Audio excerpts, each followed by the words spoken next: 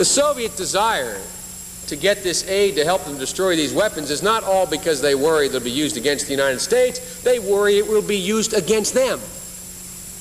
The Ukraine has a significant number of nuclear warheads on their landmass. They declare independence tomorrow, Mr. President.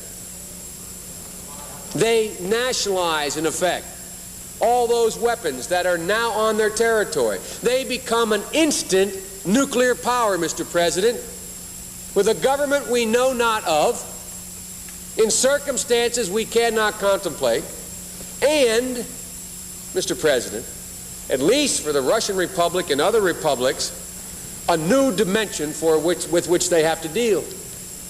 And in the context of a civil war or anything approaching that in the former Soviet Union, Mr. President, I do not find it reassuring to know that there are a number of tactical nuclear weapons, from nuclear landmines to artillery shells, that are sort of floating around the landscape there, Mr. President. So it's not just our concern, I acknowledge.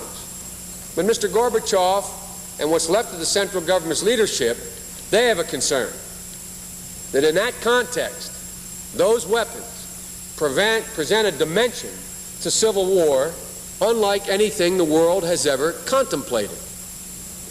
Moreover, Mr. President, Mr. Gorbachev has called for early negotiations of a START II treaty that would cut the current START levels sharply, so that reductions begun under START I would continue without interruption to just a few thousand at most, the precise level to be determined by negotiations between our governments. We have an important long-range task, Mr. President, that is to negotiate these lower levels.